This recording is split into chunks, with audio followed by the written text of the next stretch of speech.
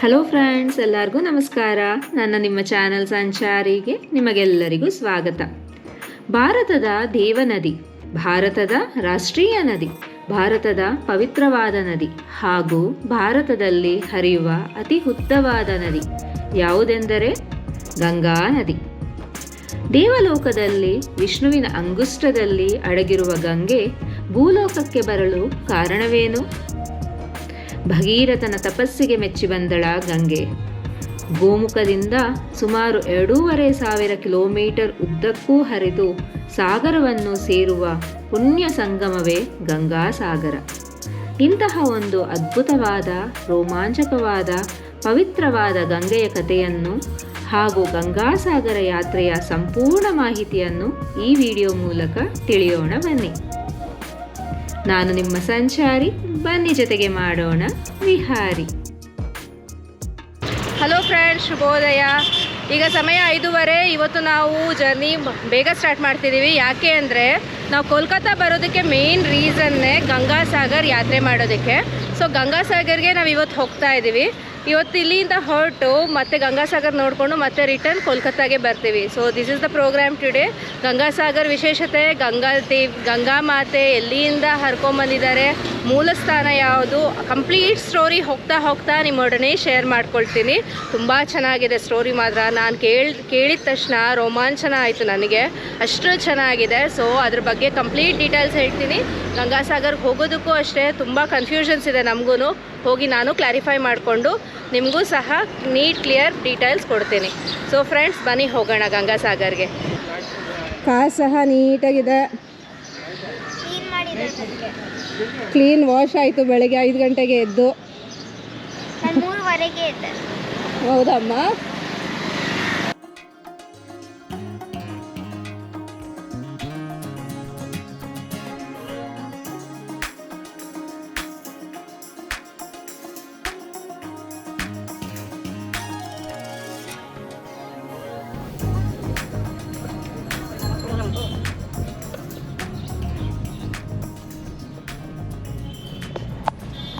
Friends, Google ತೋರಿಸ್ತು ಅಂತ ಈ ಕಡೆ ಬಂದ್ವಿ. ಕೋಲ್ಕತ್ತಾ ಸಿಟಿ ಮಾರ್ಕೆಟ್ ಅನಿಸುತ್ತೆ ಇದು. ಫುಲ್ ಜಾಮ್ ಆಗೋಗಿದೆ.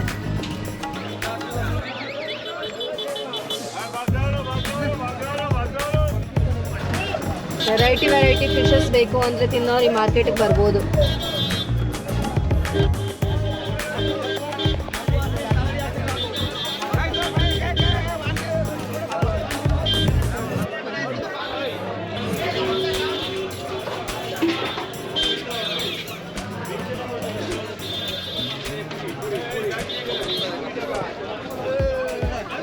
ಇಲ್ಲಿ ನಾವು ಕೋಲ್ಕತ್ತಾಯಿಂದ ಗಂಗಾಸಾಗರ್, ಅಂದರೆ ಗಂಗಾಸಾಗರ್ ಇರೋದು ಐಲ್ಯಾಂಡು, ಲಾಟ್ ನಂಬರ್ 8 ಪಾರ್ಕಿಂಗ್ ಅಂತ ಇದೆ. ಅಲ್ಲಿಗೆ ಹೋಗ್ತಾ ಇದ್ದೀವಿ ಈಗ. ಅಲ್ಲಿ ಪಾರ್ಕ್ ಮಾಡಿಬಿಟ್ಟು ಫೆರಿ ಹತ್ಕೊಂಡು ಗಂಗಾಸಾಗರ್ಗೆ ಹೋಗಬೇಕು. ಇವಾಗ ಲಾಟ್ ನಂಬರ್ 8ವರೆಗೂ ಹೋಗೋದಕ್ಕೆ 80 ಕಿಲೋಮೀಟರ್ಸ್ ಇದೆ ಕೋಲ್ಕತ್ತಾಯಿಂದ, ಅಂದರೆ ಕಾಲಿಘಟ್ಟಿಂದ ಅಪ್ರಾಕ್ಸಿಮೇಟ್ಲಿ 80 ಕಿಲೋಮೀಟರ್ಸ್ ಇದೆ. ಸೊ ಬರೋವಾಗ ಈ ಥರ ರೋಡ್ ಕೊಟ್ಟಿದ್ದಾರೆ ಗೂಗಲ್ಲು, ಬಟ್ ಬೇರೆ ರೋಡ್ ಇದೆಯಾ ಅವೈಲಬಿಲಿಟಿ ನೋಡಬೇಕು. ಬರೋವಾಗ ಇದನ್ನು ಅವಾಯ್ಡ್ ಮಾಡೋಣ ಅಂತ ಇದ್ದೀವಿ. ಸೊ ಅರೌಂಡ್ 20 ಕಿಲೋಮೀಟರ್ಸು ಇದೇ ಥರ ರೋಡ್ ಇದೆ. ಅದ ನಂತರ ಹೈವೇಗೆ ಕನೆಕ್ಟ್ ಆಗುತ್ತೆ. ಬರೋವಾಗ ಎಷ್ಟೊಂದು ಫಿಶ್ ಮಾರ್ಕೆಟ್ಸ್ ನೋಡ್ತಾ ಇದ್ದೀವಿ ನಾವು. ಯಾಕೆ ಅಂದರೆ ಇಲ್ಲಿ ಸಮುದ್ರ ಹತ್ತಿರ ಇರೋದ್ರಿಂದ ಸೀ ಫಿಶಸ್ಸು ತುಂಬ ಸಿಗುತ್ತೆ ಇವ್ರಿಗೆ. ಅದರಿಂದನೇ ಇಲ್ಲಿ ಆಲ್ಮೋಸ್ಟ್ ಎಲ್ಲ ರೆಸ್ಟೋರೆಂಟ್ಸು ನಾನ್ ವೆಜ್ ರೆಸ್ಟೋರೆಂಟ್ಸೇ ತುಂಬ ಇರೋದು. ಫಿಶ್ ಅಂತೂ ಫೇಮಸ್ ಆಗಿ ಸಿಗುತ್ತೆ ಇಲ್ಲಿ. ವೆಜ್ ರೆಸ್ಟೋರೆಂಟ್ ಸಿಕ್ಕಿದ್ರೆ ಒಂದು 2-3 ಕಾಣಿಸ್ತಷ್ಟೇ ನಾವಿರೋ ಏರಿಯಾನಲ್ಲಿ. ಪರ್ಟಿಕ್ಯುಲರ್ ಆಗಿ ಹುಡ್ಕೊಂಡು ಹೋಗ್ಬೇಕಾಗತ್ತೆ. 3:30ಗೆ ಎದ್ದು ಮೈನಾಗ ಫುಲ್ ನಿದ್ದೆ.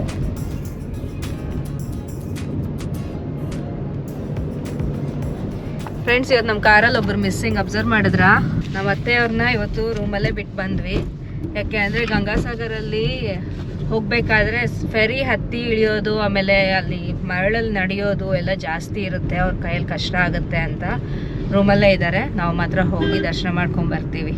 ಆಮೇಲೆ ಅಲ್ಲಿ ನಾವು ಫೆರಿ ಹತ್ತಿ ಆ ಕಡೆ ಹೋದ್ಮೇಲೆ ಬಸ್ಸಸ್ಸು ಇಲ್ಲ ಲೋಕಲ್ ಆಟೋಸ್ ಏನಾದರೂ ನೋಡಬೇಕು, ಏನೂ ಐಡಿಯಾ ಇಲ್ಲ. ಕರೆಕ್ಟಾಗಿ ಇನ್ಫಾರ್ಮೇಷನ್ ನಮಗೆಲ್ಲೂ ಸಿಗಲಿಲ್ಲ. ಫೆರಿ ಟೈಮಿಂಗ್ ಸಹ ತುಂಬ ಕನ್ಫ್ಯೂಷನ್ ಇದೆ. ನಮ್ಮ ಕಂಪ್ಲೀಟ್ ಡೀಟೇಲ್ಸ್ ಅಲ್ಲಿ ಹೋದ್ಮೇಲೆ ನಾನು ಕರೆಕ್ಟಾಗಿ ತಿಳ್ಕೊಂಡು ನಿಮ್ಗೆ ಹೇಳ್ತೀನಿ. ಫ್ರೆಂಡ್ಸ್, ಗಂಗಾಸಾಗರಲ್ಲಿ ಇಂಪಾರ್ಟೆನ್ಸ್ ಬಂದು ಗಂಗಾ ನದಿ ಸಮುದ್ರಕ್ಕೆ ಸೇರುವ ಜಾಗ. ಈಗ ಗಂಗಾ ನದಿ ಭೂಮಿಗೆ ಬರೋದಕ್ಕೆ ಒಂದು ರೀಸನ್ ಇರಲೇಬೇಕಲ್ವಾ. ಭೂಮಿಗೆ ಏನಕ್ಕಾಗಿ ಗಂಗಾ ಮಾತೆ ಬಂದರು ಅನ್ನೋದಕ್ಕೆ ಒಂದು ದೊಡ್ಡ ಕತೆ ಇದೆ.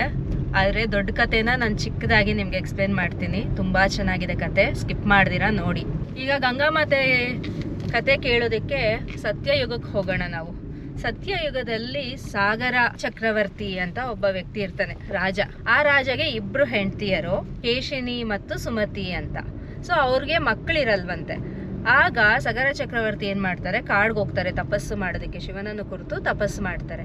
ತಪಸ್ಸಿನ ಫಲಿತವಾಗಿ ಕೇಶಿನಿಗೆ ಅಸ್ಮಂಜಸ ಅಂತ ಒಬ್ಬ ಮಗ ಹುಡ್ತಾನೆ. ಹಾಗೂ ಸುಮತಿಗೆ 60,000 ಮಕ್ಕಳಾಗ್ತಾರಂತೆ. ಕೇಶಿನಿ ಮಗ ಅಸ್ಮಂಜಸ ಬಂದು ತುಂಬಾ ಬುದ್ಧಿವಂತ ಹಾಗೂ ವೀರ. ಸುಮತಿಯ 60,000 ಜನ ಮಕ್ಕಳೇನಿರ್ತಾರೆ ಯೋಧರಂತೆ, ಆದ್ರೆ ತುಂಬಾ ಏನಂತಾರೆ ದುಡುಕಿನ ಬುದ್ಧಿಯುಳ್ಳವರಂತೆ. ತಪಸ್ಸಿನ ನಂತರ ಸಾಗರ ಚಕ್ರವರ್ತಿ ಮತ್ತೆ ಆ ಸ್ಥಾನಕ್ಕೆ ಬರ್ತಾರೆ.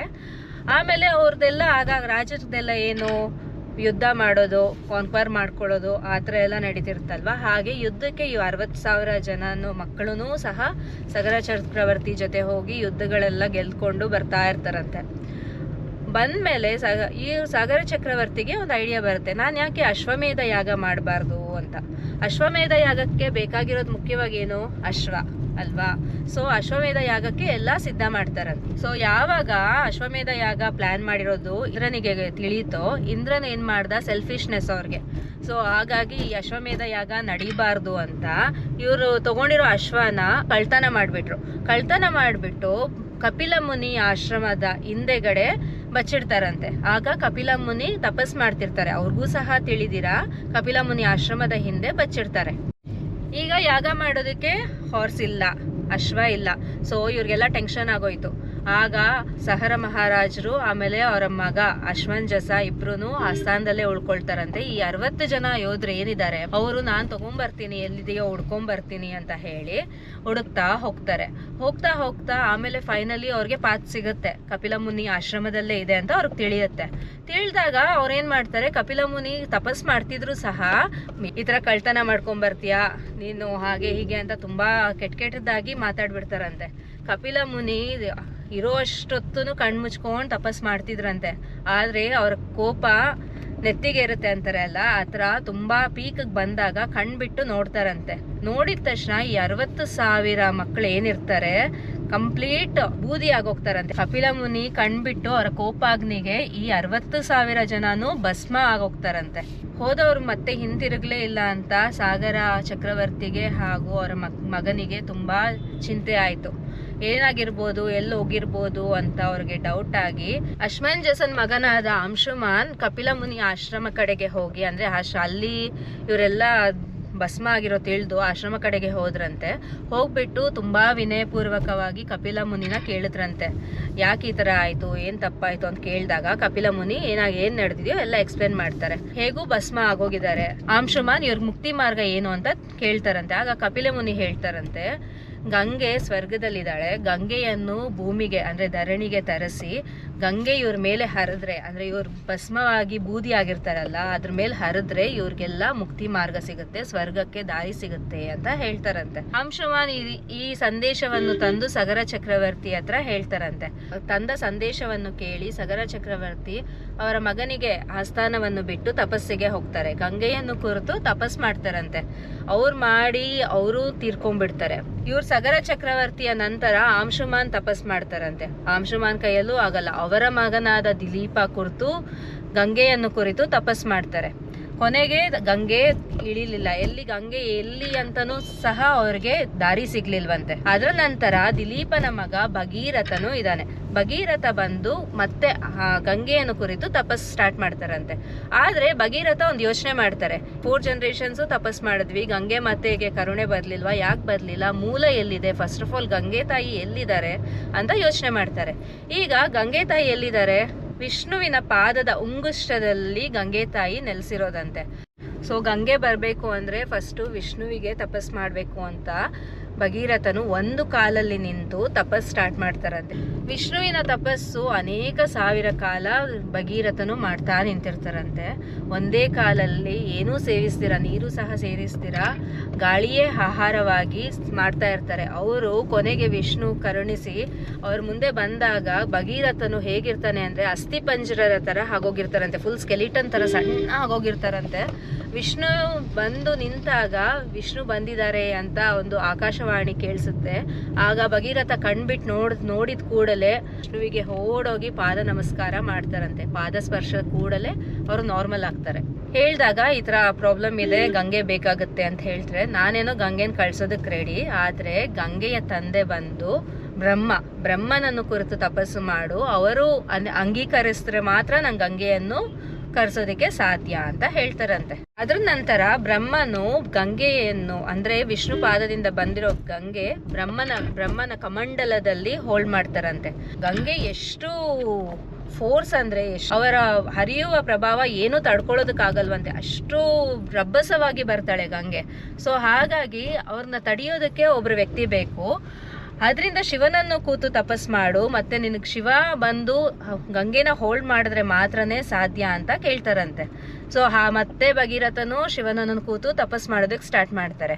ನಂತರ ಶಿವನು ಮೆಚ್ಚಿ ನಾನು ಗಂಗೆನ ಹೋಲ್ಡ್ ಮಾಡ್ಕೊಳ್ತೀನಿ ಅಂತ ಹೇಳಿ ಒಪ್ಕೊಂಡಾಗ ಗಂಗೆ ಬರುವ ಸಮಯ ಆಯ್ತು. ಗಂಗೆ ತುಂಬಾ ಅಹಂ ಹಾಗೂ ಗರ್ವಿಷ್ಠಿ ಅಂತೆ. ಸೊ ಗಂಗೆನ ಭೂಮಿ ಕಳ್ಸೋವಾಗ ಎಲ್ಲ ದೇವಲೋಕದ ಕೋಟಿ ದೇವತೆಗಳು ಗಂಗೆ ಹೇಗಿದ್ದಾರೆ ಅಂತ ಇದುವರೆಗೂ ಯಾರು ನೋಡಿಲ್ಲ. ಸೊ ಆಕೆ ಹೇಗಿದ್ದಾರೆ ಅಂತ ನೋಡೋದಕ್ಕೆ, ಆಮೇಲೆ ಆಶೀರ್ವಾದ ಮಾಡೋದಕ್ಕೆ ಎಲ್ಲರೂ ಬಂದು ಕಾಯ್ತಾ ಇರ್ತಾರಂತೆ, ವೆಲ್ಕಮ್ ಮಾಡೋದಕ್ಕೆ. ಗಂಗೆ ಇಳಿತಾ ಇದ್ದಾರೆ ಭೂಮಿಗೆ. ಶಿವನು ಕೈಲಾಸ ಪರ್ವತದ ಮೇಲೆ ನಿಂತು ತನ್ನ ಜಟೆಯನ್ನು ಬಿಚ್ಚಿ ಗಂಗೆಯನ್ನು ಹಿಡಿಯಲು ಸಿದ್ಧರಾಗಿದ್ದಾರೆ. ಗಂಗೆ ಬರ್ತಾ ಇದ್ದಾರೆ. ಶಿವನು ಬಂದ ನಂತರ ತನ್ನ ಜಟೆಯಿಂದ ಗಂಗೆಯನ್ನು ಹೋಲ್ಡ್ ಮಾಡ್ಕೊಂಡು ಇಟ್ಕೊಳ್ತಾರಂತೆ. ತನ್ನ ಜಟದಲ್ಲಿ ಹಿಡಿದ ಗಂಗೆಯನ್ನು 3 ಹನಿಯಾಗಿ ಭೂಮಿ ಮೇಲೆ ಬಿಡ್ತಾರಂತೆ ಶಿವನು. ಆ 3 ಹನಿ ಬಂದು ಗೋಮುಖದಲ್ಲಿ ಸ್ಟಾರ್ಟ್ ಆಗುತ್ತೆ. ಸೊ ಗಂಗೆಯ ಯುಗಮ ಸ್ಥಾನ ಬಂದು ಗೋಮುಖದಲ್ಲಿ ಫಸ್ಟ್ ಗಂಗೆ ಕಾಣಿಸ್ಕೊಳ್ಳೋದು. ಅಂತ ಪವಿತ್ರವಾದ ಗಂಗೆ ಅಂದ್ರೆ ವಿಷ್ಣುವಿನ ಅಂಗುಷ್ಟದಲ್ಲಿರುವ ಗಂಗೆ ನಮ್ಮ ಭೂಮಿಗೆ ಬಂದಿದ್ದು ವಿಶೇಷವಾದ ವಿಷಯವೆಂದು ಹೇಳ್ಬೋದು ನಾವು. ಗೋಮುಖದಿಂದ ಗಂಗೋತ್ರಿಗೆ ಹರ್ಕೊಂಡು ಹೋಗ್ತಾ ಇರ್ತಾರಂತೆ ಗಂಗೆ. ಈಗ ಗಂಗೆ ಬಂದು ಏನಕ್ಕೋಸ್ಕರ ಬಂತು ಸ್ಟಾರ್ಟಿಂಗ್ ಹೇಳ್ದೆ ಅಲ್ಲ, 60,000 ಜನ ಸಾಗರ ಮಹರ್ಷಿ ಮಕ್ಕಳನ್ನ ಸ್ವರ್ಗಕ್ಕೆ ಅಂದ್ರೆ ಮುಕ್ತಿಗೆ ಮಾರ್ಗ ನೀಡೋದಕ್ಕೋಸ್ಕರ ಗಂಗೆ ಭೂಮಿಗೆ ಬಂದಿತ್ತು. ಸೊ ಇವಾಗ ಅವರು ಕಪಿಲ ಮಹರ್ಷಿ ಆಶ್ರಮ ಎಲ್ಲಿದೆ ಅಂದ್ರೆ ನಾವಿವಾಗ ಹೋಗ್ತಿರೋ ಗಂಗಾಸಾಗರ ಹತ್ರ ಇದೆ. ಗೋಮುಖದಿಂದ ಗಂಗಾಸಾಗರಕ್ಕೆ ಗಂಗೆ ಹರ್ಕೊಂಡ್ ಬರ್ಬೇಕು. ಹೇಗ್ ಬರ್ತಾಳೆ ಗಂಗೆ? ಬರ್ತಾ ಹರಿದ್ವಾರಕ್ಕೆ ಬರ್ತಾರೆ. ಆಮೇಲೆ ಹರಿದ್ವಾರದಿಂದ ವಾರಣಾಸಿಗೆ ಬರ್ತಾರೆ. ವಾರಣಾಸಿಯಿಂದ ಹಾಗೆ ಒಂದ್ ಮಧ್ಯ ಹೋಗುವಾಗ ಎಷ್ಟು ಫೋರ್ಸ್ ಆಗಿ ಬರ್ತಾರೆ ಅಂದ್ರೆ ಅದನ್ನ ತುಂಬಾ ಚೆನ್ನಾಗಿ ಎಕ್ಸ್ಪ್ಲೇನ್ ಮಾಡಿದ್ದಾರೆ ಒಂದು ಹಾಡಲ್ಲಿ. ಹರ್ಕೊಂಡು ಎಗರ್ಕೊಂಡು ಡ್ಯಾನ್ಸ್ ಮಾಡ್ಕೊಂಡು ಬಂಡೆಗಳ ಮಧ್ಯೆ ಹಾರ್ಕೊಂಡು ಗಂಗೆ ಮಾತೆ ಎಂಜಾಯ್ ಮಾಡ್ಕೊಂಡ್ ಬರ್ತಾರಂತೆ. ಗಂಗೆ ಹರ್ಕೊಂಡ್ ಹೋಗ್ತಾ ಜಂಬವಾಗಿ ಜೋರಾಗಿ ಜಹನು ಋಷಿ ಆಶ್ರಮದ ಮೇಲೆ ಹೋಗ್ತಾರಂತೆ. ಜಹನು ಋಷಿ ಆಶ್ರಮ ಕಂಪ್ಲೀಟ್ ಆಗಿ ಮುಳುಗೋಗುತ್ತೆ. ಜಹನು ಋಷಿ ತಪಸ್ ಮಾಡ್ತಿರ್ತಾರಂತೆ, ಕಂಪ್ಲೀಟ್ ಮುಳುಗೋಗುತ್ತಂತೆ ಆಶ್ರಮ. ಇದರಿಂದ ಕೋಪಗೊಂಡ ಜಹನು ಋಷಿ ಗಂಗೆಯನ್ನು ಕೈಯಲ್ಲಿ ಈ ತರ ಹಿಡಿದು ಆ ಪೋಷಣೆ ತಗೊಂಡ್ಬಿಡ್ತಾರಂತೆ. ಸೊ ಒಂದೇ ಇರ್ತಾರೆ, ಅಷ್ಟು ಪವರ್ಫುಲ್ ಋಷಿಗಳು. ಆಗಿನ ಕಾಲದಲ್ಲಿ ಎಲ್ಲ ಋಷಿ ತುಂಬಾ ಪವರ್ಫುಲ್ ಆಗಿದ್ರು. ಆಗ ಮತ್ತೆ ಗಂಗೆ ಮಾಯೆ, ಭಗೀರಥ ಕರ್ಕೊಂಡ್ ಬರ್ತಿದಾರಂತೆ ಗಂಗೆನ. ಹಿಂದೆನೇ ಕರ್ಕೊಂಡ್ ಬರ್ತಿದ್ದಂತೆ ಭಗೀರಥ. ಹಿಂದೆ ತಿರುಗಿ ನೋಡಿದ್ರೆ ಎಲ್ಲಿ ಗಂಗೆನೇ ಇಲ್ಲ. ಮತ್ತೆ ಹೋಗ್ಬಿಟ್ಟು ಜಹನು ಋಷಿನ ಬೇಡ್ಕೊಳ್ತಾರಂತೆ, ಗಂಗೆ ಈ ತರ ನಾನು ಕರ್ಕೊಂಡು ಹೋಗ್ತಾ ಇದ್ದೀನಿ, ಏನ್ ರೀಸನ್ ಇಂದ ಕರ್ಕೊಂಡು ಹೋಗ್ತಾ ಇದ್ದೀನಿ ಎಲ್ಲ ಹೇಳ್ಬಿಟ್ಟು ಅವ್ರನ್ನ ಬೇಡ್ಕೊಂಡಾಗ ಅವರು ಗಂಗೆನ ಮತ್ತೆ ಬಿಡ್ತಾರಂತೆ. ಭಗೀರಥನು ಅಲ್ಲಿಂದನು ಗಂಗೆಯನ್ನು ಕರ್ಕೊಂಡು ಹೋಗ್ತಾರೆ. ಮತ್ತೆ ಹಿಂದೆ ಕರ್ಕೊಂಡು ಹೋಗಿ ಸಾಗರ ಚಕ್ರವರ್ತಿಯ 60,000 ಮಕ್ಕಳ ಮೇಲೆ ಭಸ್ಮಗಳ ಮೇಲೆ ಗಂಗೆ ಹರಿತಾಳೆ. ಹರಿದಿದ ಕೂಡಲೇ ಭಸ್ಮದಿಂದ ಆತ್ಮಗಳ ಮೇಲೆದ್ದು ಗಂಗೆಗೆ ನಮಸ್ಕಾರ ಮಾಡಿ ಹಾಗೂ ಭಗೀರಥನಿಗೆ ಆಶೀರ್ವಾದ ಮಾಡಿ ಅವರು ಸ್ವರ್ಗಕ್ಕೆ ಸೇರ್ತಾರೆ. ಸೊ ಹೀಗೆ ಭಗೀರಥನು 5ನೇ ತಲೆ ಆದ್ರೂ ಸಹ ಈ ಕಾರ್ಯಗಳನ್ನು ಮುಗಿಸ್ತಾರೆ, ಅಂದ್ರೆ ಪಿತೃ ಕಾರ್ಯಗಳನ್ನು ಮುಗಿಸಿದ್ದಾರೆ ಅಂತ ಇಲ್ಲಿ ಹೇಳ್ತಾರೆ. ಸೊ ಅದರಿಂದನೇ ಫ್ರೆಂಡ್ಸ್ 5 ತಲೆಗಳ ವರೆಗೂ ಪಿತೃ ದೋಷಗಳು ಇರುತ್ತೆ ಅಂತ ಹೇಳ್ತಾರೆ. ಹೀಗೆ ಗಂಗೆ ಗೋಮುಖದಿಂದ ಹರ್ಕೊಂಬರುವಾಗ ಒಂದೊಂದು ಜಾಗದಲ್ಲೂ ಗಂಗೆಯ ಹೆಸರು ಬೇರೆ ಬೇರೆ ಬೇರೆ ಕರೀತಾ ಬರ್ತಾರೆ. ಅನೇಕ ಹೆಸರು ಬರುತ್ತೆ ಗಂಗೆ ಮಾತೆಗೆ.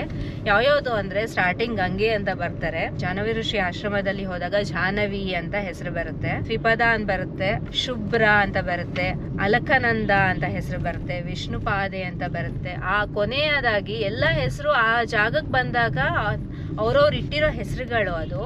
ಆದ್ರೆ ಗಂಗೆ ಮಾತ್ರ ಕೊನೆಯಲ್ಲಿ ನನ್ನ ಭಗೀರಥಿ ಅಂತ ಕರಿ, ನನ್ನನ್ನು ಕೈಲಾಸದಿಂದ ಅಂದ್ರೆ ದೇವಲೋಕದಿಂದ ಭೂಮಿಗೆ ಕರೆಸಿದ್ದು ಭಗೀರಥನು, ನಿನ್ನ ಹೆಸರು ನಾನು ಇಟ್ಕೊಳ್ತೀನಿ ಅಂತ ಗಂಗೆ ಆಕೆನೆ ಭಗೀರಥಿ ಅಂತ ಹೆಸರು ಇಟ್ಕೊಂಡು ಸಮುದ್ರದಲ್ಲಿ ಸೇರ್ತಾರೆ. ಫ್ರೆಂಡ್ಸ್, ಈ ತರ ಪವಿತ್ರವಾದ ಗಂಗೆ ನದಿ ಹರ್ಕೊಂಡ್ ಬರೋವಾಗ ಇಷ್ಟು ಪವಿತ್ರವಾದ ನದಿಯನ್ನು ನಾವು ಹೇಗೆ ಕಾಪಾಡ್ಕೊಂಡ್ ಬರ್ಬೇಕಲ್ವಾ, ಹಾಗೂ ಭೂಮಿಗೆ ತರಿಸಿದ ಭಗೀರಥನಿಗೆ ನಾವೆಲ್ಲ ಸಾಷ್ಟಾಂಗ ನಮಸ್ಕಾರ ಮಾಡಬೇಕು.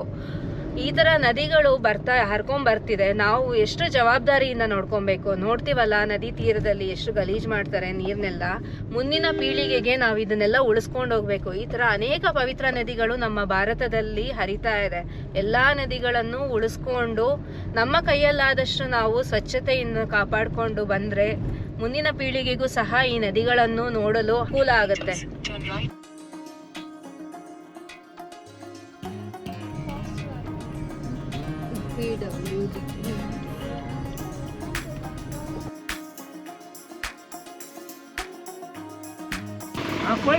कोई दिक्कत नहीं गाड़ी का, हमारा गाड़ी भी तो। ಫ್ರೆಂಡ್ಸ್, ಗಾಡಿ ಪಾರ್ಕಿಂಗ್ ಮಾಡಿದ್ವಿ ಲಾಟ್ ನಂಬರ್ 8 ಅಂತ. ಇಲ್ಲಿಂದ ಫೆರಿ ಪಾಯಿಂಟ್ಗೆ ಹೋಗ್ತಾ ಇದ್ದೀವಿ.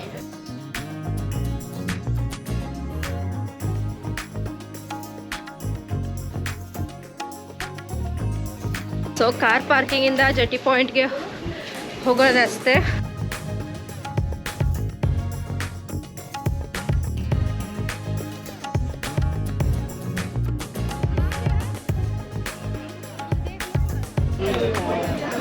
ठंडा कूल कूल ठंडा कूल कूल ठंडा।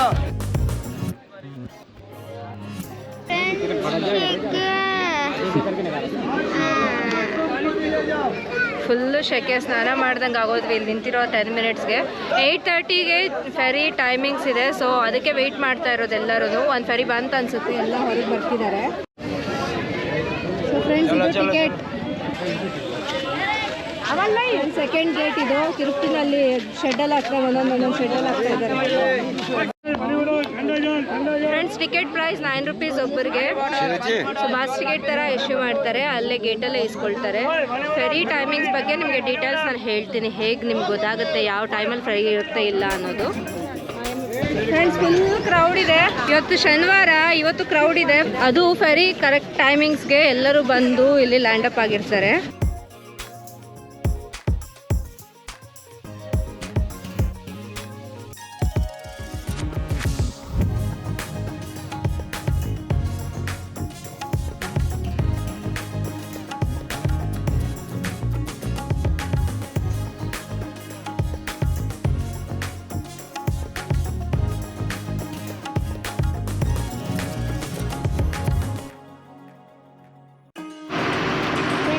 ನೋಡಿ,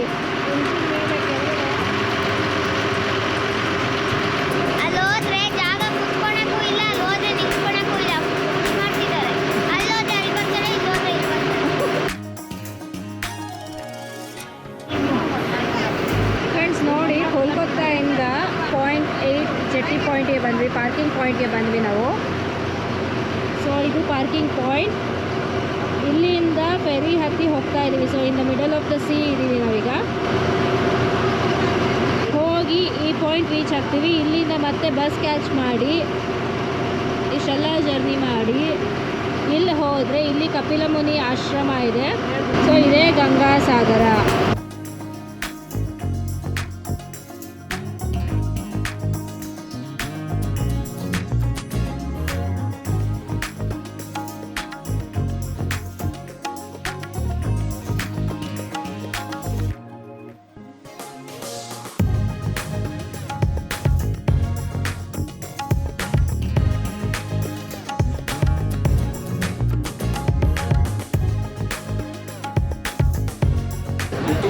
So we reached Ganga Sagar. Gangasagar reach ಆದ್ವಿ.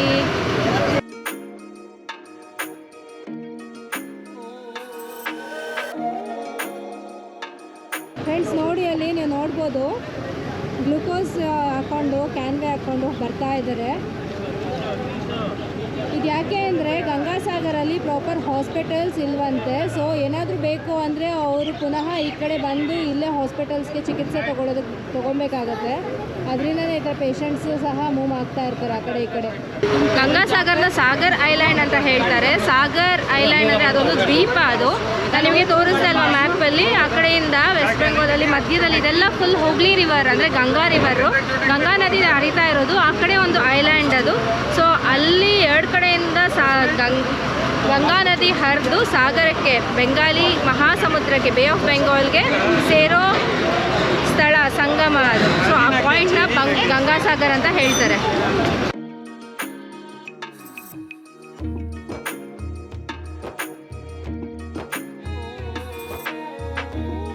ಫ್ರೆಂಡ್ಸ್, ಗಂಗಾಸಾಗರ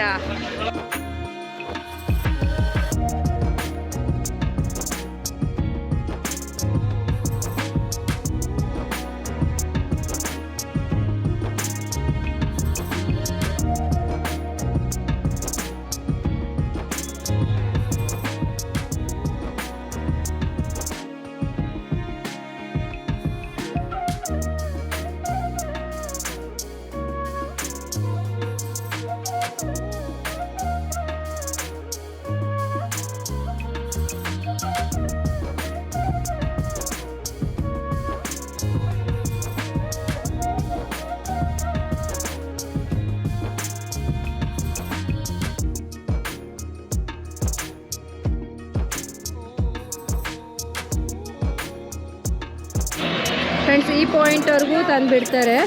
ಸೊ ಇಲ್ಲಿವರೆಗೂ ಆಟೋ ಬರುತ್ತೆ. ಇಲ್ಲಿ ರೂಮ್ಸ್ ಎಲ್ಲ ಅವೈಲೇಬಲ್ ಇದೆ ಫ್ರೆಂಡ್ಸ್. ನಾನು ಅಷ್ಟೊಂದೇನು ಎನ್ಕ್ವೈರಿ ಮಾಡಿಲ್ಲ, ಯಾಕೆಂದರೆ ಬಂದು ಹೊಟ್ಟೋಗ್ಬೋದು.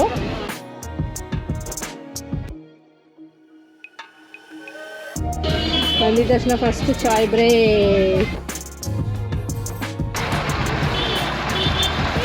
ಫ್ರೆಂಡ್ಸ್, ಬಂದಿದ್ದ ತಕ್ಷಣ ರೈಟ್ ಸೈಡ್ ಈ ಥರ ಬೋರ್ಡ್ ಇದೆ, ಕಪಿಲ್ ಮುನಿ ಟೆಂಪಲ್ ಅಂತ. ಆ ಕಡೆ ಹೋಗ್ಬೇಕಂತೆ. ಇಲ್ಲಿ ವರ್ಷಕ್ಕೊಂದ್ಸಲಿ ಮಕರ ಸಂಕ್ರಾಂತಿ ದಿನ ಜನವರಿನಲ್ಲಿ ದೊಡ್ಡ ಇವೆಂಟ್ ಆಗುತ್ತೆ. ಅದು ಭಾರತದಲ್ಲೇ ಸೆಕೆಂಡ್ ಇವೆಂಟ್, ಅಷ್ಟು ಜನ ಸೇರೋ ಅಂಥದ್ದು. ಅದು ಗಂಗಾಸಾಗರ್ ಮೇಳ ಅಂತ ಆಗುತ್ತೆ. ತುಂಬ ಫೇಮಸ್ ಫ್ರೆಂಡ್ಸ್. ಎವ್ರಿ ಇಯರು ಮಕರ ಸಂಕ್ರಾಂತಿಗೆ ಆಗುತ್ತೆ, ತುಂಬ ಜನ ಸೇರ್ತಾರೆ. ಆ ಗೋರಿಗಳು ಸಹ ಹಿಮಾಲಯಸಿಂದ ಬರ್ತಾರಂತೆ ಆವಾಗ ಗಂಗಾ ಸ್ನಾನ ಮಾಡೋದಕ್ಕೆ ಆ ಪರ್ಟಿಕ್ಯುಲರ್ ಟೈಮಲ್ಲಿ.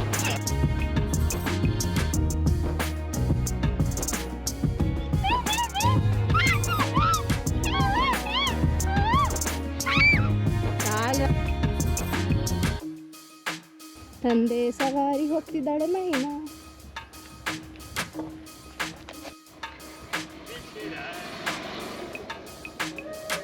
ಉಪ್ಪು ಮೂಟೆ, ಎಮ್ಮೆ ಮೂಟೆ.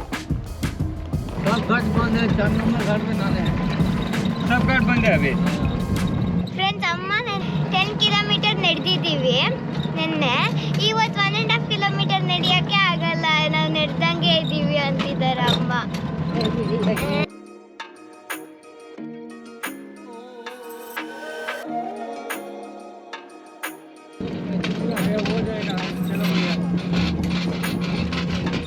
ಫ್ರೆಂಡ್ಸ್, ಅದೇ ಕಪಿಲ್ ಮುನಿ ಆಶ್ರಮ. ಫಸ್ಟ್ ಘಾಟ್ ಹೋಗಿ ಸ್ನಾನ ಮಾಡಿ ಗಂಗಾ ಪೂಜೆ ಮಾಡಿ ಆಮೇಲೆ ಕಪಿಲ್ ಮುನಿ ಆಶ್ರಮಕ್ಕೆ ಹೋಗೋಣ. ಅವ್ರು ಹೇಳ್ತಾ ಇರೋದು ಎಷ್ಟೇ ಜನ ಏನೋ ನನಗೂ ಗೊತ್ತಿಲ್ಲ. ಇಲ್ಲಿ ಕಪಿಲ್ ಮುನಿ ಆಶ್ರಮ ಕಾಣಿಸುತ್ತಲ್ಲ, ಅಲ್ಲಿವರೆಗೂ ನೀರು ಬರುತ್ತಂತೆ. ಅಷ್ಟು ಅಲೆಗಳು ದೊಡ್ಡದಾಗಿ ಬಂದು ಅಲ್ಲಿವರೆಗೂ ಬರುತ್ತಂತೆ ಒಂದೊಂದು ಟೈಮ್. ನೀವು ಎಲ್ಲಿರ್ತೀರಿ ಅಂದರೆ ಏನು ಮಾಡೋದು, ಹಂಗೆ ಮ್ಯಾನೇಜ್ ಮಾಡಬೇಕು ಅಂತ ಹೇಳ್ತಾರೆ. ಅಲ್ಲಿಂದ ಬರೋದಕ್ಕೆ 1 ಕಿಲೋಮೀಟರ್ ಮೇಲೆ ಇತ್ತು. ಇದ್ರ ಆಟೋ ಮಾತಾಡಿದ್ವಿ. ಇವರು ಪ್ಯಾಕೇಜ್ ಥರ ಕಪಿಲ್ ಮುನಿ ಆಶ್ರಮ ಸ್ನಾನ ಮಾಡ್ಕೊಂಡು ಘಾಟ್ ಎಲ್ಲ ಮುಗಿಸ್ಕೊಂಡು ಬರೋವರೆಗೂ ವೆಯ್ಟ್ ಮಾಡ್ತೀನಿ ಅಂತ ಹೇಳಿದ್ದಾರೆ. 200 ರೂಪೀಸ್ ಅಂತ ಚಾರ್ಜ್ ಮಾಡ್ತಾ ಇದ್ದಾರೆ. ಇಸ್ಕಾನ್ ಇನ್ಕ್ಲೂಡ್ ಮಾಡಿದ್ರೆ ಇನ್ನು 100 ರೂಪೀಸ್ ಜಾಸ್ತಿ. ಇಲ್ಲಿ ಇಸ್ಕಾನ್ ಮತ್ತು ಕಾಳಿ ಟೆಂಪಲ್ ಇದೆಯಂತೆ, ಇನ್ಕ್ಲೂಡ್ ಮಾಡಿಕೊಂಡ್ರೆ ಇನ್ನೂ ಅದು ಪ್ರೈಸಸ್ ಜಾಸ್ತಿ ಮಾಡ್ತಾ ಇರ್ತಾರೆ.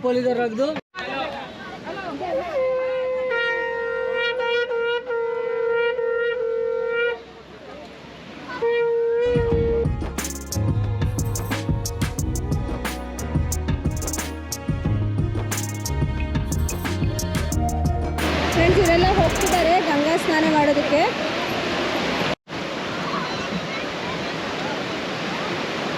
ಫ್ರೆಂಡ್ಸ್, ಇದೆ ಪವಿತ್ರ ಗಂಗಾ ನದಿ, ಬೇ ಆಫ್ ಬೆಂಗಾಲ್, ಬೆಂಗಾಲಿ ಮಹಾಸಾಗರಕ್ಕೆ ಸೇರುವ ಜಾಗ, ಪವಿತ್ರವಾದ ಜಾಗ, ಸಂಗಮ.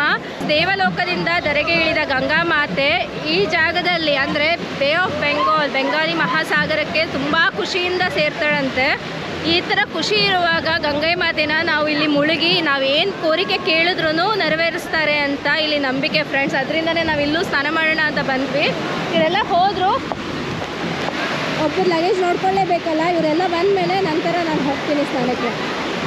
ಸೊ ಈ ರೀತಿ ಇದೆ, ಈ ಥರ ಅಡ್ಡ ಕಟ್ಟಿದ್ದಾರೆ ಡ್ರೆಸ್ ಚೇಂಜಿಂಗ್ಗೆ. ಪ್ಲಸ್ ಈ ಥರ ಚೇರ್ಸ್ ಸಹ ಅವೈಲೇಬಲ್ ಇದೆ. ಒಂದು ಚೇರ್ಗೆ 20 ರೂಪೀಸ್ ಚಾರ್ಜ್ ಮಾಡ್ತಾರೆ.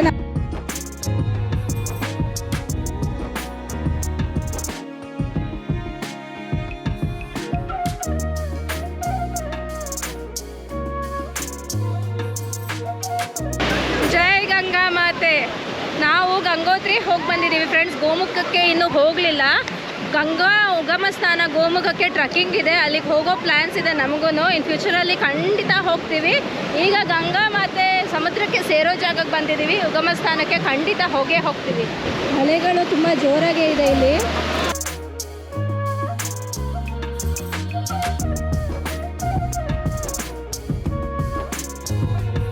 ಈಗಲೇ ಇಲ್ಲಿ ಇಷ್ಟೊಂದು ಕ್ರೌಡ್ ಇದೆ. ಇಮ್ಯಾಜಿನ್ ಮಾಡ್ಕೊಳ್ಳಿ, ಕುಂಭಮೇಳಕ್ಕೆ ಹನಿ ಸಹ ಬೀಳೋದಕ್ಕೆ ಜಾಗ ಇರಲ್ವಂತೆ, ಅಷ್ಟು ಜನ ಇರ್ತಾರಂತೆ ಇಲ್ಲಿ, ಅಷ್ಟು ಕ್ರೌಡ್ ಇರುತ್ತೆ.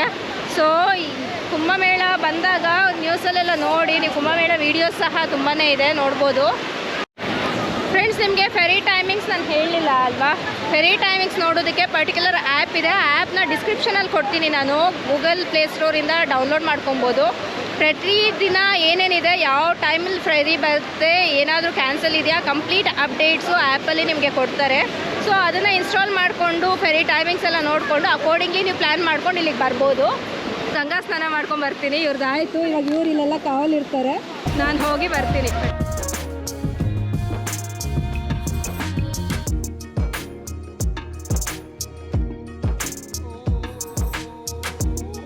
ಫೋರ್ಸಲ್ಲಿ ಹರಿತಾ ಇದೆ, ವೇವ್ಸ್ ತುಂಬಾ ಇದೆ.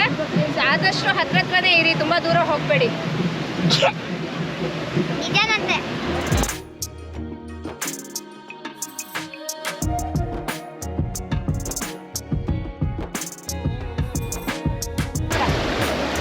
ಫ್ರೆಂಡ್ಸ್, ಪವಿತ್ರ ಗಂಗೆಗೆ ಸಮುದ್ರದಲ್ಲಿ ಸೇರೋ ಜಾಗ ಸಂಗಮದಲ್ಲಿ ನಾವು ಬಾಗಿನವನ್ನು ಬಿಡ್ತಾ ಇದ್ದೀವಿ. ಬಿಟ್ಟು ಹಾರೈಸ್ಕೊಳ್ತೀವಿ, ನಮಗೂ ನಿಮಗೂ ಎಲ್ಲರಿಗೂ ಒಳ್ಳೆಯದಾಗಲಿ ಅಂತ.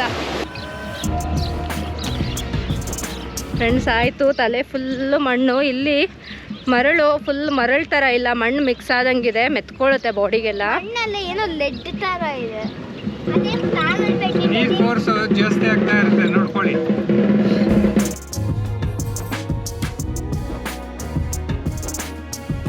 ಎಷ್ಟು ಫೋರ್ಸ್ ಚಿಮ್ತಾ ಇದೆ ನೋಡಿ. ಬಿಯಾಂಡ್ ರೆಡ್ ಫ್ಲಾಗ್ ಹೋದ್ರೆ ನೀವು ಸಾಗರದಲ್ಲಿ ಸೇರ್ಕೊಂಡ್ಬಿಡ್ತೀರಾ ಅಂತ ಅರ್ಥ. ನಾವು ಫೆರಿನಲ್ಲಿ ಬರುವಾಗ ನೋಡ್ಬೋದು ನೀವು, ಅಲೆಗಳಿರಲಿಲ್ಲ ನೀರಲ್ಲಿ, ಯಾಕೆಂದರೆ ಅದು ಹುಬ್ಳಿ ನದಿ. ಇಲ್ಲಿ ನೋಡಿ ಬೆಂಗಾಲಿ ಸಮುದ್ರಕ್ಕೆ ಸೇರಿದ ಮೇಲೆ ಅಲೆಗಳಿರೋದು. ನನಗೊಂದು ಕನ್ಫ್ಯೂಷನ್ ಇತ್ತು, ಅಲ್ಲಿಂದನೇ ಬೆಂಗಾಲಿ ಸಮುದ್ರ ಸೇರ್ಕೊಂಡ್ಬಿಟ್ಟಿರುತ್ತೆ ಆಲ್ರೆಡಿ ನೀರು ಅಂತ. ಇಲ್ಲ, ಆ್ಯಕ್ಚುಲಿ ಅಲ್ಲಿಂದ ಬಂದಮೇಲೆ ಇಲ್ಲೇ ಸೇರ್ತಾ ಇರೋದು ಗಂಗೆ ಮಾತೆ.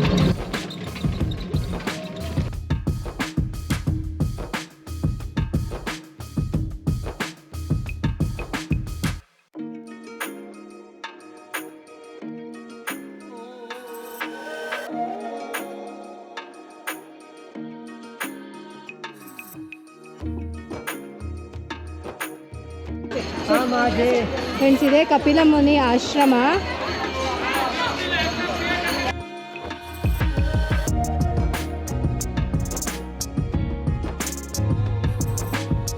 ನರಸಿಂಹಸ್ವಾಮಿ ವಿಗ್ರಹ, ರಾಧಾಕೃಷ್ಣ ದರ್ಬಾರ್,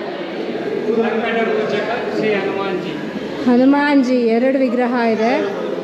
ಸಂಕಟ ಮೋಚಕ ಒಬ್ಬ, ಹನುಮಾನ್ಜಿ ಒಬ್ಬರು, ಸೀತಾರಾಮರು.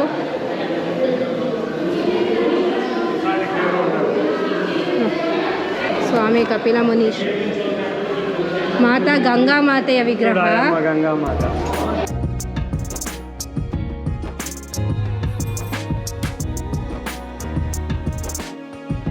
ಸಾಗರ ಮಹಾರಾಜ್.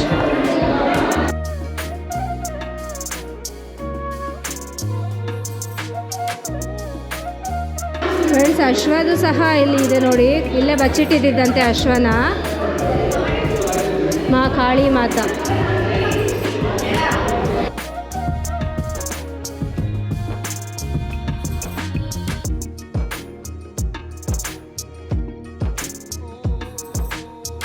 ಆಗಲೇ ನನ್ನ ಕತೆ ಫುಲ್ಲು ಬ್ರೀಫಾಗಿ ಹೇಳಿದ್ದೀನಿ ಎಷ್ಟು ಪುಣ್ಯಕ್ಕೆ ಸ್ಥಳ ಇದು ಅಂತ. ಕಪಿಲ ಮುನಿ ಕೋಪದಾಗ್ನಿಯಿಂದನೇ ಗಂಗೆ ಮಾತೆ ಧರೆಗೆ ಇಳಿದಿದ್ದು ಅಂತ ಒಂದು ರೀತಿ ಹೇಳ್ಬೋದು. ಆ್ಯಕ್ಚುಲಿ ಕಪಿಲ ಮುನಿಗೆ ಇಷ್ಟೊಂದು ಇಂಪಾರ್ಟೆನ್ಸ್ ಯಾಕೆ ಅಂದರೆ, ಕಪಿಲ ಮುನಿ ಬಂದು ವಿಷ್ಣುವಿನ ಅವತಾರ ಅಂತೆ. ವಿಷ್ಣುಗೆ 10 ಅವತಾರ ಅಲ್ಲ, ದಶಾವತಾರ ಮಾತ್ರ ಅಲ್ಲ, 21 ಅವತಾರಗಳಿದೆ ವಿಷ್ಣುಮೂರ್ತಿದು. ಸೊ ಭಗವಾನ್ ವಿಷ್ಣುವಿನ ಒಂದು ಅವತಾರ ಕಪಿಲ ಮುನಿ, 21ರಲ್ಲಿ ಒಂದು ಅವತಾರ ಕಪಿಲ ಮುನಿ. ಆದ್ರಿಂದನೇ ಅವರ ಕೋಪಾಗ್ನಿ ಆ ರೀತಿ ಇತ್ತು. ಇಲ್ಲಿ ಒಳಗಡೆ ಗಂಗೆ ಭಗೀರಥನನ್ನು ಎತ್ಕೊಂಡಿರೋ ವಿಗ್ರಹ ಇದೆ. ಪಕ್ಕದಲ್ಲಿ ಕಪಿಲ ಮಹರ್ಷಿ ವಿಗ್ರಹ ಇದೆ. ಅದ್ರ ಪಕ್ಕದಲ್ಲಿ ಸಾಗರ ಚಕ್ರವರ್ತಿ ಅವರ ವಿಗ್ರಹ ಇದೆ. ತುಂಬ ಪ್ರಶಾಂತವಾಗಿದೆ ದೇವಾಲಯ. ಇಲ್ಲಿನ ಪೂರ್ತಿ ವಿವರ ನಿಮಗೆ ಸ್ಟೋರಿ ಮೂಲಕ ನಿಮಗೆ ಹೇಳಿದ್ದೀನಿ. ದಯವಿಟ್ಟು ಕೇಳಲಿಲ್ಲ ಸ್ಕಿಪ್ ಮಾಡ್ಕೊಂಡು ಇಲ್ಲಿವರೆಗೂ ಬಂದುಬಿಟ್ಟಿದ್ರೆ ಮತ್ತೆ ಹೋಗಿ ಸ್ಟೋರಿ ಕೇಳಿ. ತುಂಬ ಚೆನ್ನಾಗಿದೆ. ಅಶ್ವಮೇಧ ಯಾಗಗೆ ಯೂಸ್ ಮಾಡಿ ಅಶ್ವ ಬಂದು ಬಚ್ಚಿಟ್ಟಿದ್ರು.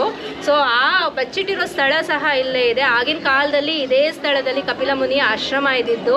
ಗಂಗಾ ನದಿ ಹೀಗೆ ಹರ್ಕೊಂಡು ಹೋಗಿದ್ದು. ಕಾಲ ಪರ್ಯಂತ ಗಂಗಾ ನದಿ ಸ್ವಲ್ಪ ದೂರಕ್ಕೆ ಹೋಗಿದೆ ಅಷ್ಟೇ, ಸಾಗರ ಸ್ವಲ್ಪ ದೂರಕ್ಕೆ ಹೋಗಿದೆ. ಮುಂಚೆ ಇಲ್ಲೇ ಹರಿತಾ ಇತ್ತಂತೆ ಇಲ್ಲೆಲ್ಲ. ಈಗ ಇಲ್ಲಿ ದರ್ಶನ ಆಯಿತು. ಇಲ್ಲಿ ಲೋಕಲಲ್ಲಿ ಇಸ್ಕಾನ್ ಇದೆ, ನೋಡಿಕೊಂಡು ಪುನಃ ವಾಪಸ್ ಹೋಗೋಣ ನಾವು. Sugar cane juice.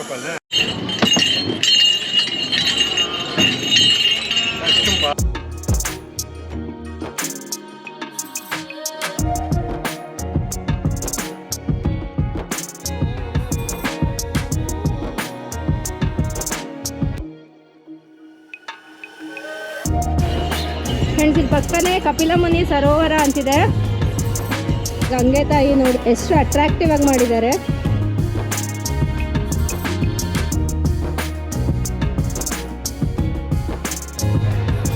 Friends, beautiful ಆಗಿ ಇಲ್ಲಿ ಕೆತ್ತನೆ ಇದೆ. ಶಿವನು ಗಂಗೆಯನ್ನು ಧರೆಗೆ ಇಳಿಸ್ತಿರೋದು. ಭಗೀರಥ ಶಂಕುವನ್ನು ಓದ್ತಾ ಇದ್ದಾರೆ. ಸಾಗರ ಮಹಾರಾಜರು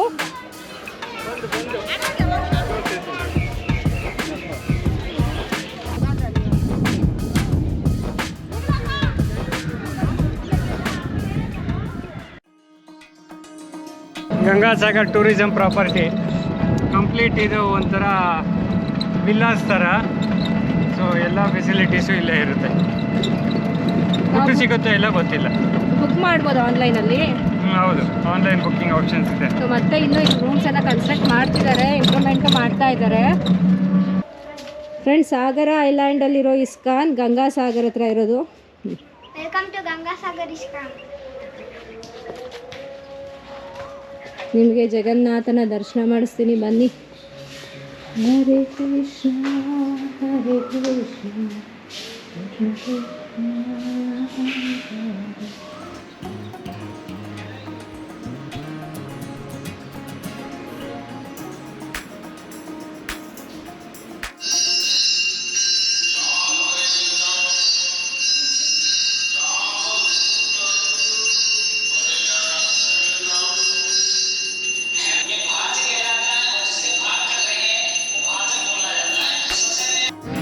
रूम है ಇಲ್ಲಿ ಕಾರನ್ನು ತರ್ಬೋದಂತೆ. ಬಟ್ ಕಾರ್ಗೆ ಸಪ್ರೇಟ್ ಟೈಮಿಂಗ್ಸು, ಅದು ದೊಡ್ಡ ಲಾಂಚ್ ಯೂಸ್ ಮಾಡಬೇಕು. ಆ ಸಪ್ರೇಟ್ ಟೈಮಿಂಗ್ಸ್ ಇದೆಯಂತೆ. ಆ ಟೈಮಿಂಗ್ಸ್ ನೋಡ್ಕೊಂಡು ಬರಬೇಕು. ಮಿಸ್ ಆಯಿತು ಅಂದರೆ ಮತ್ತೆ ಆಲ್ಮೋಸ್ಟ್ ಒನ್ ಡೇನೇ ವೆಯ್ಟ್ ಮಾಡಬೇಕಂತ. ಆ ಥರ ಇರುತ್ತೆ ಅಂತ ಹೇಳ್ತಿದ್ದಾರೆ. ಚಾರ್ಜಸ್ಸು 600 ಅಂತ ಇವ್ರು ಹೇಳ್ತಿದ್ದಾರೆ ಒನ್ ವೇ. ಮತ್ತು ಸೆಕೆಂಡ್ ನೋಡಬೇಕು ರಿಟರ್ನ್ಗೆ, ಅದ್ರ ಪ್ರಕಾರ ಪ್ಲ್ಯಾನ್ ಮಾಡಬೇಕು. ಬಟ್ ಅದು ಲಾಟ್ ನಂಬರ್ 18 ಬರುತ್ತೆ. ಇಲ್ಲ, ಲಾಟ್ ನಂಬರ್ 8 ಪಕ್ಕದಲ್ಲಿ ಬೇರೆ ಇದೆಯಂತೆ. ಆ ಆಪ್ಷನಲ್ಲಿ ಹೋಗ್ಬೇಕು. दोनों रास्ता है। रोड नंबर 1 है, एक फेरी घाट नामखाना से चला जाएगा तो जल्दी चला जाएगा। नामखाना वाला ना जल्दी चला जाएगा। ಫ್ರೆಂಡ್ಸ್, ಬಸ್ ಪಯಣ ಇವಾಗ.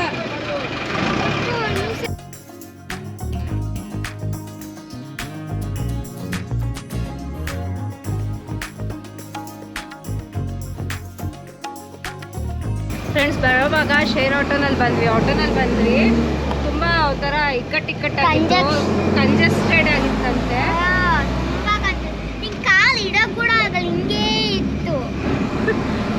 ಸೊ ಅದಕ್ಕೆ ಈಗ ಬಸ್ಸಲ್ಲಿ ಹೋಗ್ತಿದ್ದೀವಿ, ಆರಾಮಾಗಿದೆ. ಎಷ್ಟು ಆರಾಮಾಗಿ 1 hour ಇಲ್ಲಿಂದ 3/4 ಗಂಟೆ ಮತ್ತೆ ಜರ್ನಿ, ಗೊತ್ತಲ್ಲ, ಮತ್ತೆ ಫೆರಿ ಹತ್ತಬೇಕು.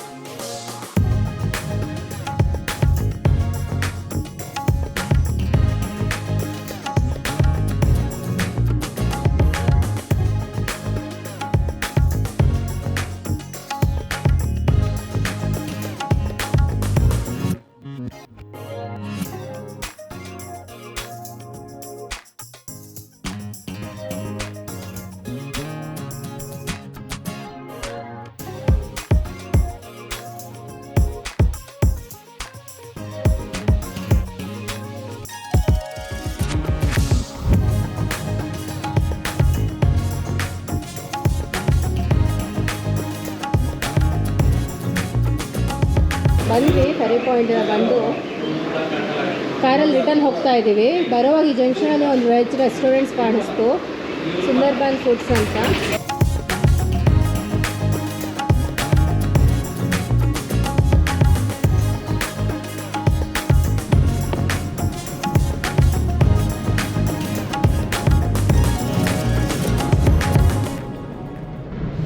ಫ್ರೆಂಡ್ಸ್, ಗಂಗಾಸಾಗರ್ ಯಾತ್ರೆ ಹೀಗೆ ಮುಗೀತು. ನೋಡಿದ್ರಲ್ಲ ಏನೇನು ಎಲ್ಲೆಲ್ಲಿ ಹೋಗಿ ಹೇಗೆ ಬಂದ್ವಿ ಅಂತ. ನಾನು ಹೇಳೋದಿಷ್ಟೇ, ನಾವು ಇಷ್ಟು ಕಷ್ಟ ಆಗುತ್ತೆ ಯಾತ್ರೆ ಅಂತ ಅನ್ಕೊಂಡಿರ್ಲಿಲ್ಲ. ಕಷ್ಟ ಅನ್ನೋದಕ್ಕೆ ತುಂಬ ಟೈಮ್ ಕನ್ಸ್ಯೂಮಿಂಗು ಮತ್ತು ಚೇಂಜ್ ಮಾಡೋದು ಜಾಸ್ತಿ ಇದೆ. ಅಂದರೆ ಕರೆಕ್ಟಾಗಿ ನಡೆಯೋದಕ್ಕಾಗದೇ ಇರೋರು, ಓಲ್ಡ್ ಏಜ್ ಅವರು ತುಂಬಾ ರಿಸ್ಕು. ನಡೆಯೋದಕ್ಕಾಗಲ್ಲ ಅಂದರೆ ದಯವಿಟ್ಟು ಕರ್ಕೊಂಬರಲೇಬೇಡಿ ಅಂತ ಅವ್ರನ್ನ ನಮ್ಮ ಸಜೆಷನ್ ಅದು.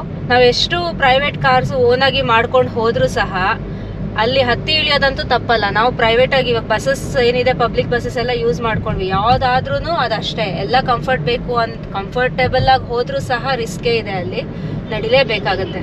ಫ್ರೆಂಡ್ಸ್, ಇನ್ನೊಂದೇನು ಅಂದರೆ ಇದು ಫೆರಿ ಟೈಮಿಂಗ್ ಡಿಪೆಂಡೆನ್ಸಿ. ನಾವು ಮಾರ್ನಿಂಗ್ 5:30ಗೆ ಇವತ್ತು ಹೊರಟಿದ್ದಲ್ವಾ, 5:30ಗೆ ಹೊರಟಿದ್ದಕ್ಕೆ ನಮ್ಮ ಎಕ್ಸ್ಪೆಕ್ಟೇಷನ್ ಏನಿತ್ತು ಅಂದರೆ 2:30, 3 o'clock ರಿಟರ್ನ್ ಬಂದ್ಬಿಡ್ತೀವಿ. ಬಂದಮೇಲೆ 4 o'clock, 5 o'clock ಎಲ್ಲ ನಾವು ಎಕೋ ಪಾರ್ಕ್ ಹೋಗೋಣ ಅಂತೆಲ್ಲ ಪ್ಲ್ಯಾನ್ ಮಾಡ್ಕೊಂಡ್ಬಂದ್ವಿ. ನೋಡಿದ್ರೆ 5:30ಗೆ ಹೋಗಿದ್ದಕ್ಕೆ 5 hours ಆಯಿತು. ಮತ್ತೆ ನಾವು ಅಲ್ಲಿ ಐಲ್ಯಾಂಡ್ ರೀಚ್ ಆಗೋದಕ್ಕೆ, ಮತ್ತೆ ಬರೋದಕ್ಕೆ 5 hours, ಅಲ್ಲೊಂದು 2 hours ಸ್ಪೆಂಡ್ ಮಾಡಿದ್ವಿ. So total 12 hours journey. Usually ಕೋಲ್ಕತ್ತಾಯಿಂದನೇ ಯಾತ್ರೆ ಮಾಡೋದು ಗಂಗಾಸಾಗರ್ ಅಂದರೆ. ಸೊ ನಾವು ಬೇಗ ಹೋಗಿ ಒಂದು ಅರ್ಧ ಗಂಟೆಗೆ ಬಂದುಬಿಡಬೇಕು, ಆಫ್ ಡೇಗೆ ಬಂದುಬಿಡಬೇಕು, ಆ ಥರ ಎಲ್ಲ ಪ್ಲ್ಯಾನ್ ಮಾಡ್ಕೊಂಡು ಹೋದರೆ ಅದು ಅಸಾಧ್ಯ. ಇನ್ನೊಂದು ನೀವು ನೋಡಿರ್ಬೋದು, ಅಲ್ಲಿ ಹೋದ್ಮೇಲೆ ನಾವು ತುಂಬ ಟೈಮು ಸ್ಪೆಂಡ್ ಮಾಡಿಲ್ಲ. ಕಪಿಲಮುನಿ ಆಶ್ರಮ ನೋಡಿದ್ವಿ, ಇಸ್ಕಾನ್ ನೋಡಿದ್ವಿ, ಅರ್ಜೆಂಟಾಗಿ ಬಂದುಬಿಟ್ವಿ. ಯಾಕೆ ಅಂದರೆ ಫೆರಿ, ನಾನು ನಿಮ್ಗೆ ಹೇಳ್ದೆ ಅಲ್ವಾ, ಫೆರಿ ಟೈಮಿಂಗ್ಸ್ದು ಒಂದು ಆ್ಯಪ್ ಇದೆ, ಅದರಲ್ಲಿ ನಾವು ಟೈಮಿಂಗ್ಸ್ ನೋಡ್ಕೊಂಡ್ವಿ. ಟೈಮಿಂಗ್ಸ್ ನೋಡಿದ್ದಕ್ಕೆ ಮಧ್ಯಾಹ್ನ 2 o'clockಗೆ ಒಂದು ಫೆರಿ ಇದೆ ಅಂತ ನೋಡಿದ್ವಿ. ಅದು ಬಿಟ್ಟರೆ 3 ಗಂಟೆ 4 ಗಂಟೆವರೆಗೂ ಫೆರಿ ಇರಲಿಲ್ಲ. ಸೊ ಹಾಗಾಗಿ ಅರ್ಜೆಂಟಾಗಿ ಬಂದು ಫೆರಿ ಕ್ಯಾಚ್ ಮಾಡಿಕೊಂಡು ಬಂದ್ವಿ. ಅದರಿಂದ ಇಷ್ಟು ಬೇಗ ಆದರೂ ಹೋಗ್ತಾ ಇದ್ದೀವಿ. ಕೆಲವು ಟೈಮ್ ಏನಾಗುತ್ತೆ, ವಾಟರ್ ಟೈಡ್ಸ್ ಕಮ್ಮಿ ಇದ್ದಾಗ ಫೆರಿ ಮೂವ್ ಆಗಲ್ಲ. ಸೊ ಆವಾಗ ಸ್ಟಾಪ್ ಮಾಡಿಬಿಡ್ತಾರೆ. ಅದು ಯಾವಾಗ ಏನಾಗುತ್ತೆ ಅಂತ ಹೇಳೋಂಗಿಲ್ಲ. ಈವ್ನಿಂಗ್ 8 o'clockವರೆಗೂ ಫೆರಿ ಇದೆ, 7ವರೆಗೂ ಇದೆ ಅಂತ ಹಾಕಿದ್ರು ಸಹ 5 ಅಂತ, ಅಪ್ರಾಕ್ಸಿಮೇಟ್ಲಿ 5 ಅಂತ ಇಟ್ಕೊಳ್ಳಿ. ಅದ್ರ ಮೇಲೆ ರಿಸ್ಕ್ ತೊಗೊಳೋದಕ್ಕೆ ಹೋಗಬೇಡಿ, ಇಲ್ಲಾಂದರೆ ಅಲ್ಲೇ ಉಳ್ಕೊಬೇಕಾಗತ್ತೆ. ಉಳ್ಕೊಳ್ಳೋದಕ್ಕೆ ಅಲ್ಲಿ ಗಂಗಾಸಾಗರ್ ಹತ್ರ ಫೆಸಿಲಿಟೀಸ್ ಇದೆ ರೂಮ್ಸ್ದು, ಬಟ್ ಫೆರಿ ಪಾಯಿಂಟ್ ಹತ್ರ ರೂಮ್ ಫೆಸಿಲಿಟೀಸ್ ಇಲ್ಲ. ತುಂಬಾ ರಿಸ್ಕ್ ಆಗುತ್ತೆ. ಬೆಟರ್ ಕರೆಕ್ಟಾಗಿ ಪ್ಲ್ಯಾನ್ ಮಾಡ್ಕೊಂಡು ಬನ್ನಿ ಯಾತ್ರೆಗೆ ಬರೋವಾಗ. ಸುಮ್ಮನೆ ನೆಗ್ಲಿಜೆನ್ಸ್ ಆಗಿ ಅದು ಇದು ಮಾತು ಕೇಳ್ಕೊಂಡು ಎಲ್ಲ ಬರೋದಕ್ಕೆ ಹೋಗಬೇಡಿ. ಕರೆಕ್ಟ್ ಪ್ಲ್ಯಾನಿಂಗಲ್ಲಿ ಬನ್ನಿ. ಇಲ್ಲ ಅಂದರೆ ನೀವು ಟ್ರಾವೆಲ್ಸ್ ಯಾರಾದರೂ ಇದ್ದರೆ ಬೆಟರ್ ಟ್ರಾವೆಲ್ಸ್ ಅವ್ರ ಜೊತೆ ಬಂದಬೇಡಿ. ಎಲ್ಲ ಅವ್ರು ನೋಡಿಕೊಂಡು ಪರ್ಫೆಕ್ಟಾಗಿ ಕರ್ಕೊಂಡು ಹೋಗ್ತಾರೆ, ಏನೂ ತೊಂದರೆ ಆಗಲ್ಲ. ನಾನು ಆ್ಯಪ್ ಡೀಟೇಲ್ಸ್ ಎಲ್ಲ ಡಿಸ್ಕ್ರಿಪ್ಷನಲ್ಲಿ ಕೊಟ್ಟಿರ್ತೀನಿ. ಇಲ್ಲಿ ನನಗೆ ಏನೇನು ತಿಳಿದಿದೆಯೋ ಕಂಪ್ಲೀಟ್ ಡೀಟೇಲ್ಸ್ ನಿಮ್ಗೆ ಡಿಸ್ಕ್ರಿಪ್ಷನಲ್ಲಿ ನಾನು ಡೀಟೇಲಾಗಿ ಕೊಟ್ಟಿರ್ತೀನಿ.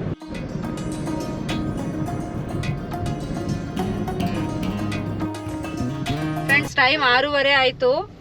ಈಗ ರೂಮ್ ಹತ್ರ ರೀಚ್ ಆಗ್ತಾ ಇದ್ದೀವಿ. ಸೊ ಮಾರ್ನಿಂಗ್ 5:30ಗೆ ಬಿಟ್ಟಿದ್ದಕ್ಕೆ 6:30ಗೆ ವಾಪಸ್ ಬಂದ್ವಿ. 13 hours ಆಯಿತು. ಇವತ್ತಿಗೆ ನಾನು ಈ ಎಪಿಸೋಡ್ ಇಲ್ಲಿಗೆ ಮುಗಿಸ್ತಾ ಇದ್ದೀನಿ ಫ್ರೆಂಡ್ಸ್. ರೂಮ್ಗೆ ಹೋಗಿ ಕಂಪ್ಲೀಟ್ ಟಯರ್ಡ್ ಆಗಿದ್ದೀವಿ. ರೂಮ್ಗೆ ಹೋಗಿ ಫ್ರೆಶ್ ಅಪ್ ಆಗಿ ಊಟ ಮಾಡಿಕೊಂಡು ರೆಸ್ಟ್ ಮಾಡ್ತೀವಿ. ಮತ್ತೆ ನಾಳೆ ಎಲ್ಲಿಗೆ ಹೋಗ್ತೀವಿ, ಏನು ಮಾಡ್ತೀವಿ ಅಂತ ನಾಳೆ ಎಪಿಸೋಡಲ್ಲೇ ನಿಮಗೆ ತಿಳಿಸ್ಕೊಡ್ತೀನಿ. ನಾನು ನಿಮ್ಮ ಸಂಚಾರಿ, ಬನ್ನಿ ಜೊತೆಗೆ ಮಾಡೋಣ ವಿಹಾರಿ. ಧನ್ಯವಾದಗಳು.